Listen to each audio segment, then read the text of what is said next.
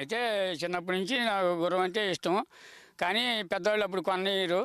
కాబట్టి మా చిన్నాయన గుర్రాన్ని కొంటా అంటే, "ఓ పెద్ద నువ్వే ఎడుతావురా గుర్రాన్ని కొనలో పెట్టలేవు" అని అన్నాడు. ఇప్పుడు నా వయసు 20 సంవత్సరాల ఎప్పటి నుంచి ఉంది గుర్రం.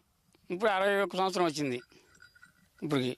అయినా కానీ నేను ఎక్కగలుగుతా, దిగలుగుతా, గట్టిగానే ఆరోగ్యం బాగుంది, ఏం ట్రబుల్ ఏం లేదు, అంత బాగుంది, హెల్తీగా ఉందా.